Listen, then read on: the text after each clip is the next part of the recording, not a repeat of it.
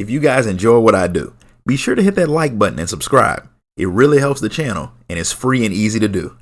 Before we get started with today's video, I have an announcement to make. After years of telling other people's stories, I finally released one of my own. My novel Eternal Reign is available now in both ebook and paperback format for those of you who are like me and prefer to collect physical media. You can grab a copy right now on Amazon through the link in the description of this video. And now back to our regularly scheduled program. The Elves of Thedas aren't exactly treated well. They used to be slaves to the humans, but even though they've been freed, the whole equality thing is lacking.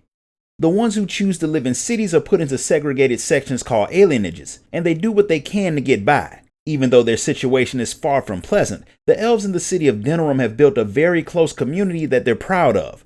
You've lived in that community your entire life, and today just so happens to be a very important day for you. You're getting married. And even though you're not all that excited about it, your cousin Shiani wasn't going to let you sleep through the day, especially since you and your other cousin Soris are both getting married and your brides have shown up early. Shiani runs off to get things set up while your father lets you know that even though you're supposed to share everything with your spouse, it may not be a good idea to tell her all about how your mother taught you various ways to murder people with pointy objects before she got killed. It wouldn't do to make yourself look like a violent individual, so you agree to keep that little detail a secret before you head off to meet up with Soris.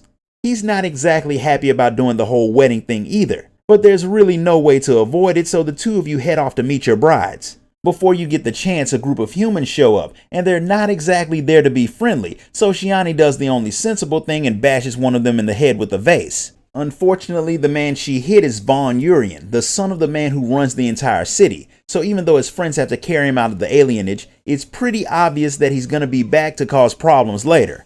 Once you and Soris meet your brides and they head off to get ready, the two of you see another human, and this one is carrying weapons and looks like he knows how to use them. Not really wanting to deal with any more trouble, the two of you go to send him away, but this human is actually friends with Valendrian, the leader of the alienage. The man's name is Duncan, and he's the leader of the Grey Wardens. The Wardens are a group that specializes in fighting the Darkspawn whenever they attack the surface world. Those attacks are called a blight, and one of them is happening now, so King Kalen has called the Wardens to Ostagar to help fight the Horde with his army, and Duncan's out recruiting new Wardens to join the fight.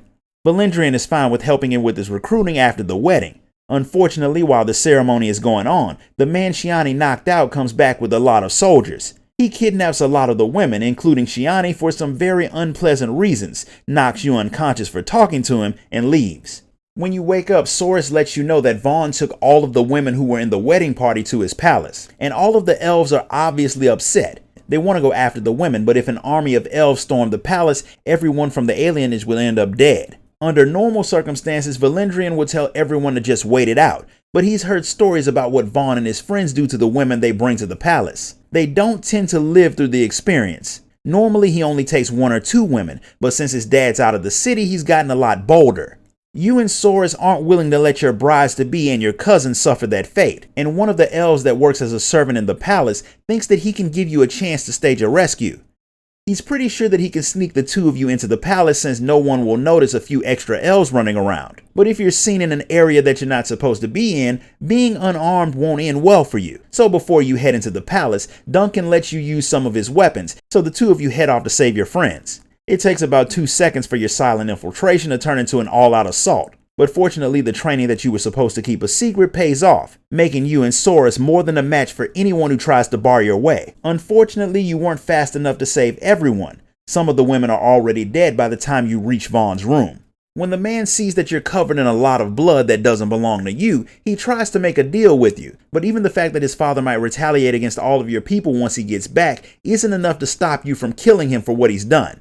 Shiani's glad that you killed him, but that won't erase what's already happened to her. Most of the others hadn't been hurt yet, so with the survivors in tow, you head back to the alienage. There's no way you could have possibly thought your little escapade would go unnoticed. Before you even have the chance to plan your escape, the city guard shows up to arrest the culprits. Since someone is going to go down for what happened, you keep Soris's involvement a secret and take the blame for the attack. The guards barely believe that one elf could have done so much damage, but they accept your confession and get ready to take you in. Instead of letting you rot in a prison cell until the day of your execution, Duncan uses the Grey Warden's right of conscription to force the guards to hand you over to him. They don't like it, but they can't override his authority, so they let him take you under one condition. he gets you out of the city immediately. So after you say your goodbyes to your friends and family, Duncan takes you to Ostagar so you can join the Grey Wardens in their war with the Darkspawn. And that's where we're going to stop for today. If you enjoyed this video, be sure to like it, comment, share it, and subscribe. Grab a copy of my novel on your way out, and I'll see you all next time.